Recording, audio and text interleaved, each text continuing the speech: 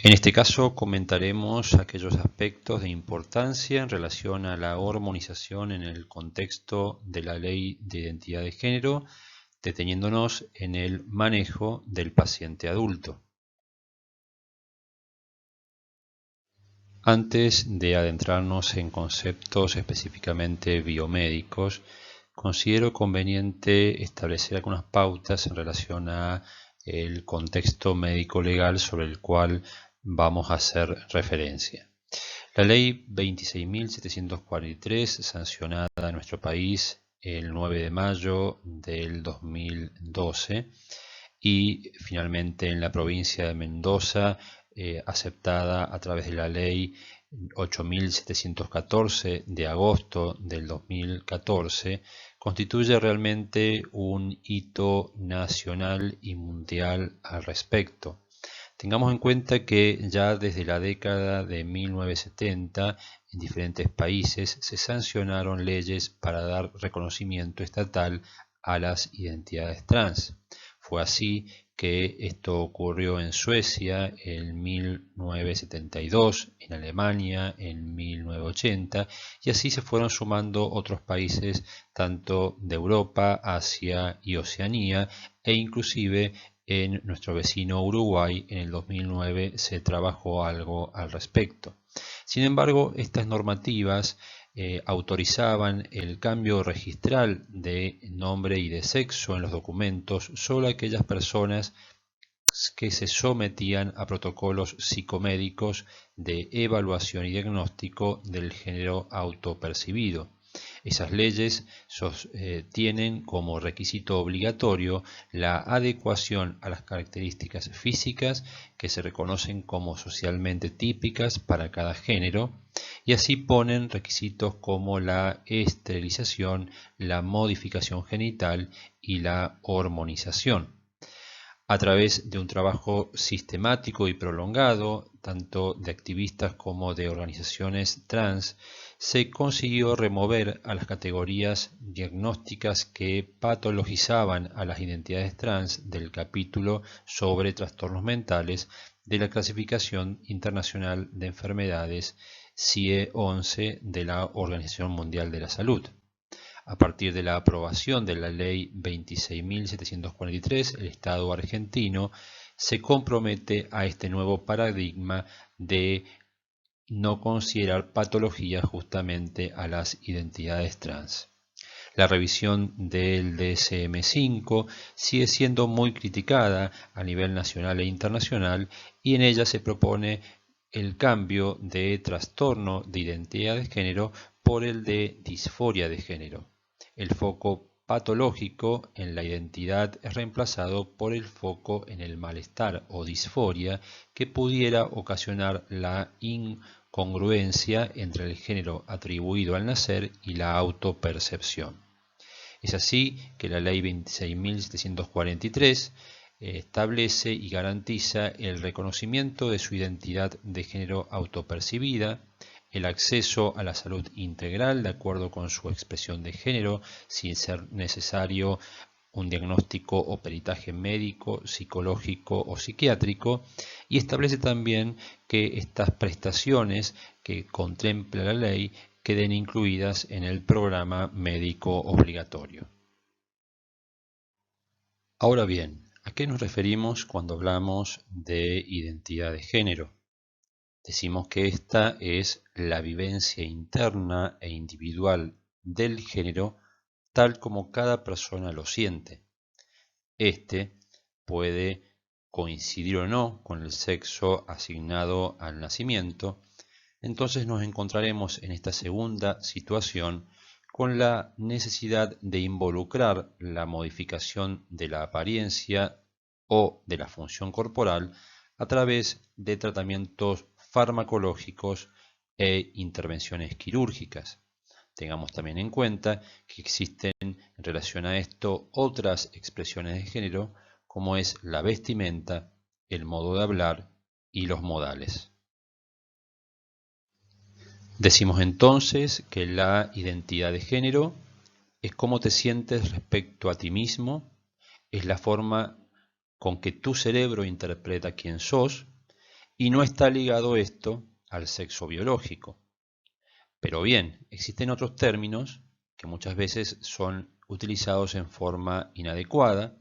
Hablamos entonces de sexo biológico a todas aquellas características que diferencian a los individuos a nivel sexual, ya sean estos los órganos, las hormonas o los cromosomas.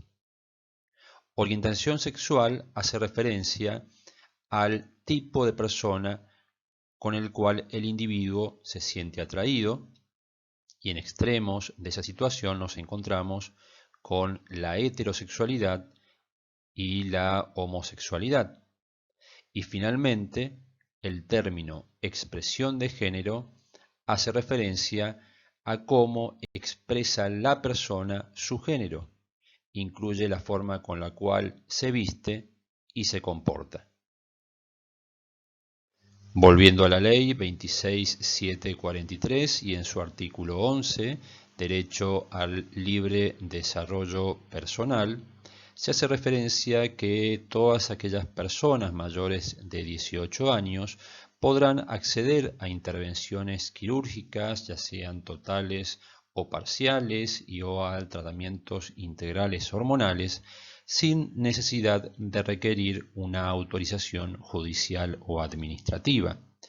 De igual forma que el acceso a los tratamientos integrales hormonales no será necesario previa acreditación de voluntad en la intervención quirúrgica de reasignación genital total o parcial.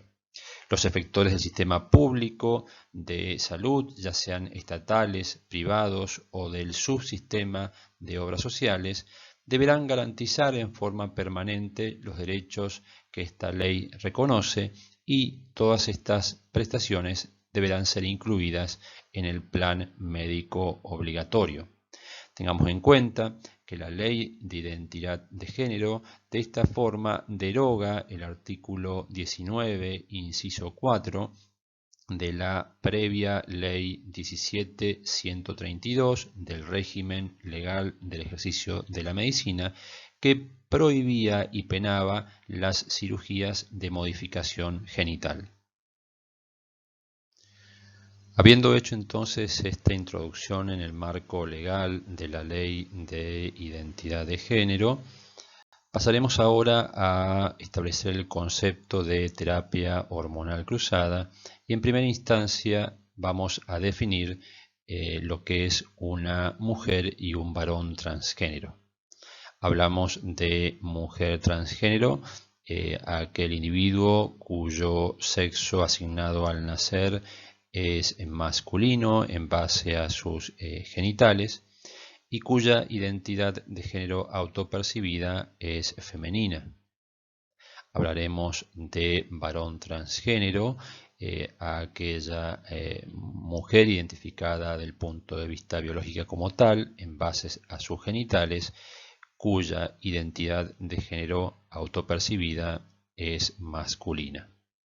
En base a eso, el objetivo de la terapia hormonal cruzada es disminuir la expresión de los caracteres secundarios propios del sexo biológico e incrementar aquellos relacionados con la identidad de género autopercibida. Vamos a contar entonces en la mujer transgénero con el aporte de medicación antiandrogénica, al igual que estrógenos, mientras que en el varón transgénero utilizaremos a la testosterona como estrategia de tratamiento. Tengamos también en cuenta que el término trans no solo alude a aquellas personas que viven en un género diferente al asignado al nacer, sino que también incluye a todas aquellas que eligen el tránsito entre estos géneros, es decir, no se identifican con ninguno en particular. En este momento presentamos las distintas opciones terapéuticas recomendadas para la terapia hormonal cruzada en la mujer y el varón transgénero, teniendo en cuenta que este tipo de fármacos es aconsejable considerarlos a partir de los 16 años de edad, diferenciándolo con el tratamiento previo a partir de un estadio de Tanner 2, que estaría dirigido fundamentalmente a lograr un retraso en el desarrollo puberal con medicación tales como agonistas del AGNRH. En el caso de la mujer transgénero podemos utilizar vías de administración oral, transdérmica o parenteral de estrógenos.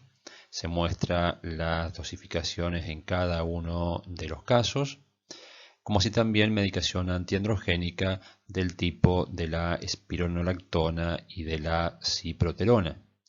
En el caso del varón transgénero, el uso de testosterona parenteral, enantato o un decanoato y transdérmico, como los geles que disponemos en la Argentina al 1% con sus respectivas dosificaciones. Los invito a detener un momento el video y evaluar justamente los esquemas terapéuticos presentados. Es también importante conocer los cambios esperables tanto con la terapia hormonal cruzada de feminización y masculinización, tanto para evaluar su presencia como también para dar la información al paciente y sobre esto último disminuir la ansiedad que genera la búsqueda de resultados en forma rápida. En relación a la terapia de feminización está descrito que en una primera instancia vamos a encontrarnos con disminución del deseo sexual y de las erecciones espontáneas. Tengamos en cuenta que en ese sentido la presencia ya de una disfunción sexual eréctil es variable, mientras que las alteraciones espermáticas se pueden presentar en un inicio no del todo establecido, siendo máximas a los 3 años.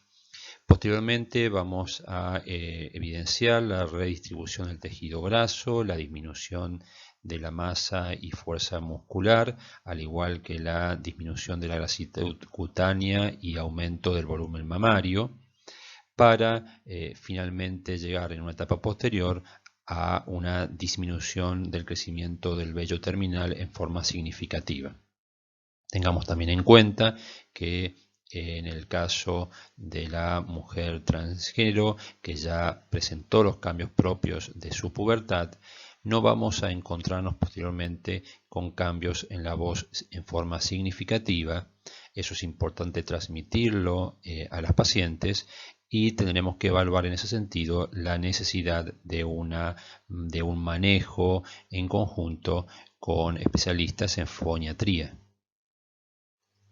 En la terapia de masculinización nos vamos a encontrar inicialmente con la presencia de piel grasa y acné, redistribución grasa, cese de las menstruaciones, incremento del tamaño del clítoris y atrofia vaginal. En relación a el cese de las menstruaciones, este suele presentarse unos pocos meses luego del inicio del tratamiento. Pero si el sangrado uterino continúa, se puede agregar un agente progestacional o inclusive la ablación endometrial. Otros tratamientos, como análogos de la GnRH o la medroxiprogesterona de depósito, pueden utilizarse previo al tratamiento con testosterona. En una etapa posterior, el crecimiento del vello facial y corporal, la pérdida de cabello en la región frontal, incremento de la masa y de la fuerza muscular, al igual que el engrosamiento de la voz, son cambios que podemos esperar con este tratamiento.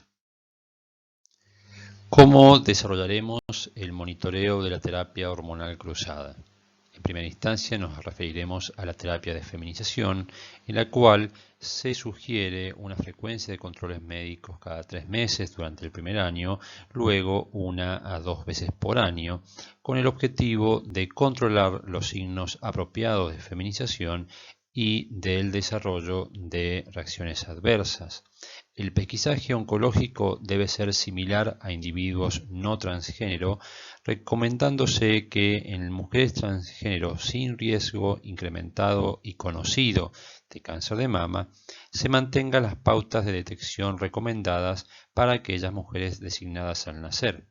Por otro lado, se sugiere que las mujeres transgénero tratadas con estrógenos sigan un examen individualizado de acuerdo con el riesgo personal tanto de enfermedad prostática como de cáncer de próstata, sugiriéndose que en mujeres transgénero que hicieron la transición después de los 20 años se realicen exámenes digitales rectales de detección anual después de los 50 años, al igual que pruebas del antígeno prostático específico.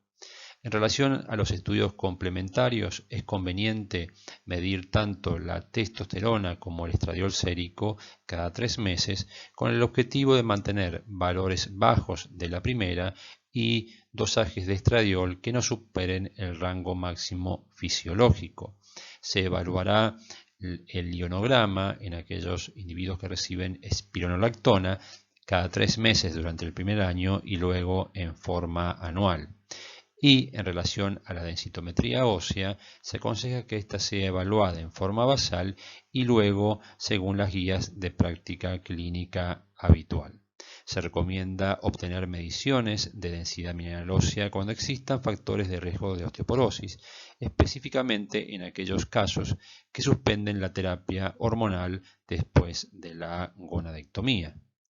En varones transgénero, la dosificación adecuada de testosterona es importante para mantener la masa ósea de estos individuos. Se ha observado que los niveles séricos de LH están inversamente relacionados con la densidad mineral ósea, lo que sugiere que los bajos niveles de hormonas sexuales se asocian con pérdida ósea. Por lo tanto, los niveles de LH en el rango normal pueden servir como un indicador de la idoneidad de la administración de esteroides sexuales para prevenir la caída de la masa ósea. El efecto protector de la testosterona puede estar mediado por la conversión periférica a estradiol tanto en forma sistémica como localmente en el hueso. En mujeres transgénero, es conocido que en hombres de edad avanzada, los estudios muestran que el estradiol sérico se correlaciona más positivamente con la densidad mineral ósea que la propia testosterona. De esta forma, el estrógeno conserva la densidad ósea en mujeres transgénero que continúan con terapias con estrógenos y antiandrógenos.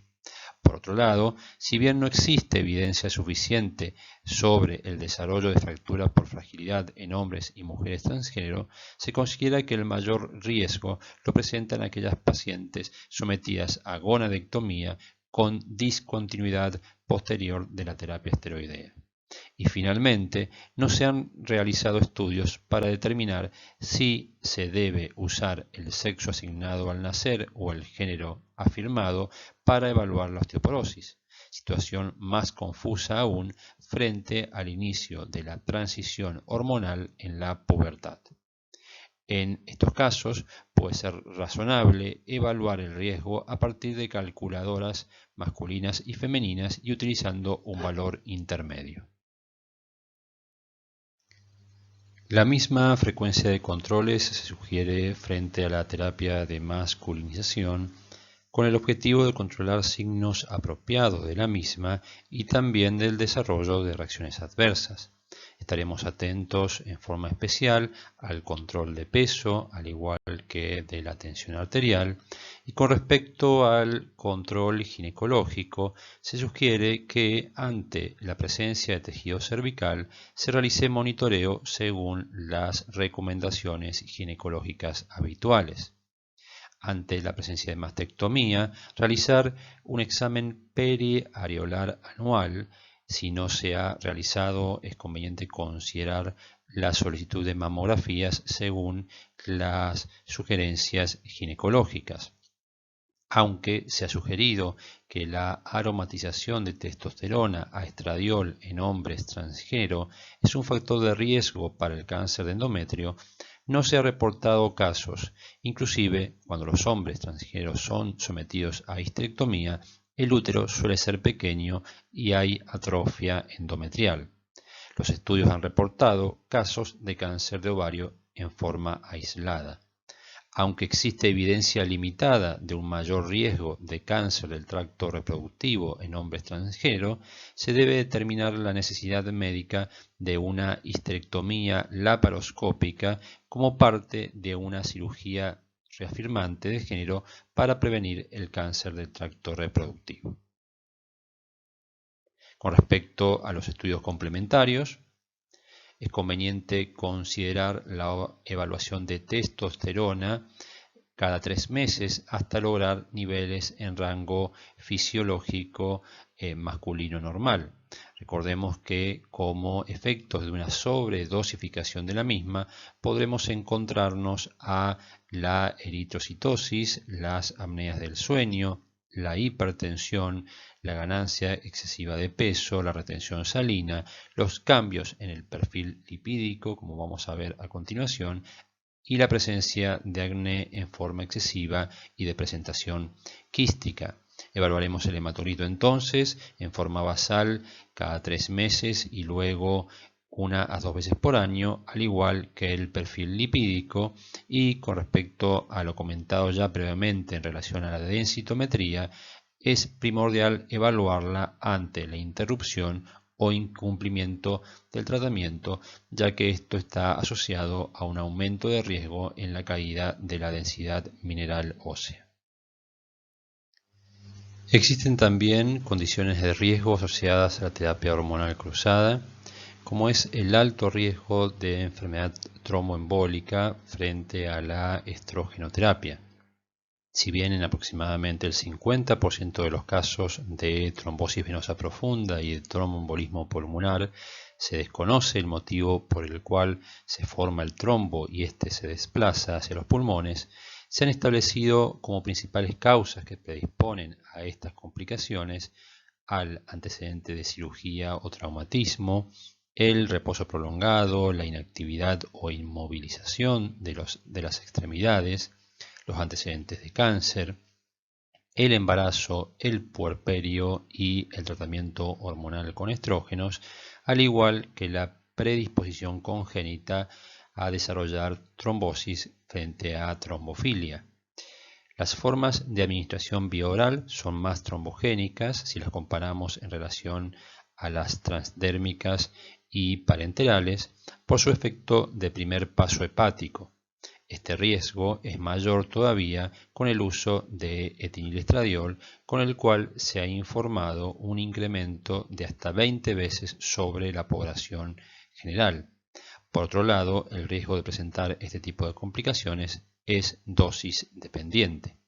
Los estrógenos inyectables, si bien evitan el efecto de primer paso, establecen picos más rápidos luego de su administración, los cuales son difíciles de predecir y de controlar.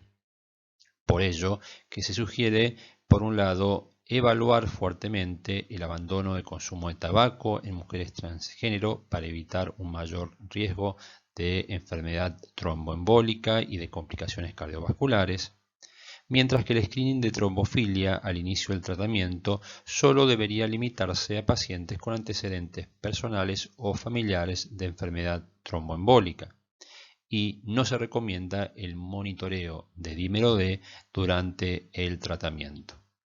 Como condiciones de moderado riesgo, la presencia de un macroprolactinoma, de cáncer de mama, de enfermedad arterial coronaria, de enfermedad cerebrovascular, de colelitiasis y de hipertrigliceridemia también debe ser tenido en cuenta. Con respecto a la relación entre estrógenos y prolactina, a partir del hecho que la terapia con estrógenos puede aumentar el crecimiento de las células lactotróficas pituitarias, han sido varios los reportes de desarrollo de prolactinomas después de una terapia a largo plazo con altas dosis de estrógenos, aunque el riesgo de presentación de estos sigue siendo muy bajo. Hasta el 20% de mujeres transgénero tratadas con estrógenos pueden tener elevaciones en los niveles de prolactina, siendo estos habitualmente reversibles frente a la interrupción del tratamiento o a la reducción en la dosis de estrógeno.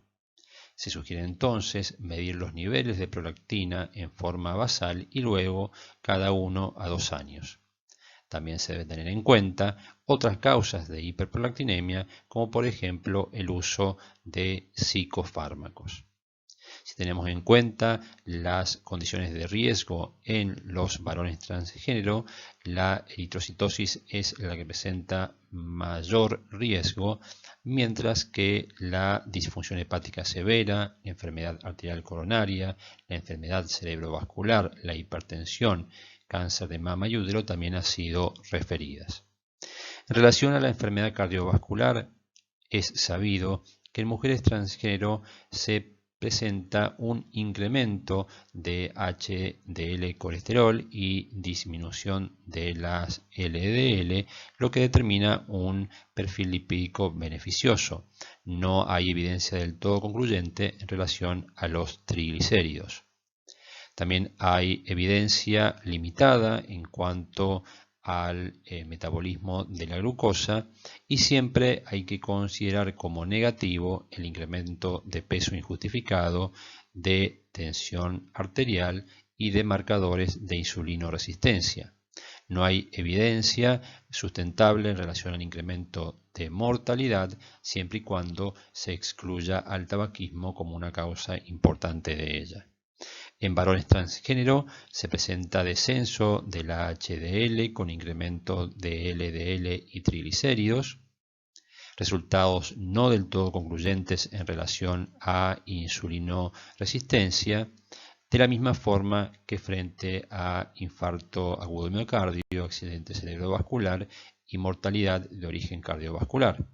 En base a todas estas incertidumbres, es conveniente continuar con las sugerencias actuales que nos ofrecen las distintas guías de práctica clínica para la búsqueda y manejo de pacientes con riesgo cardiovascular. Finalmente, en relación a la terapia hormonal cruzada y el envejecimiento, no hay un límite máximo de edad establecido para la terapia hormonal, tanto ya sea para su inicio como para su continuidad. Las personas trans masculinas que inician hormonas después de los 40 años de edad, por lo general avanzarán más lentamente hacia la presentación de los resultados deseados. Y también se ha informado osteoporosis tanto en hombres como en mujeres trans mayores, con frecuencia asociado a bajo cumplimiento del régimen hormonal, como vimos anteriormente. Finalmente, considero importante poder remarcar todos aquellos puntos para recordar. Hemos hecho un repaso de los aspectos médico-legales de la Ley de Identidad de Género y el marco que ésta genera. Con relación al tratamiento, es importante conocer el perfil farmacológico de las distintas opciones de tratamiento, de la misma forma que conocer e informar sobre los probables alcances de este. Priorizar siempre un adecuado balance riesgo-beneficio de la terapia con esteroides sexuales, siendo fundamental el trabajo en equipos multidisciplinarios para su abordaje. En relación al monitoreo, este es de suma importancia tanto para identificar aquellos cambios buscados con la terapia hormonal cruzada, como también la existencia de complicaciones o efectos adversos de la misma. Finalmente, me despido de ustedes, esperando que el material presentado haya sido de su interés y desde ya, gracias por su atención.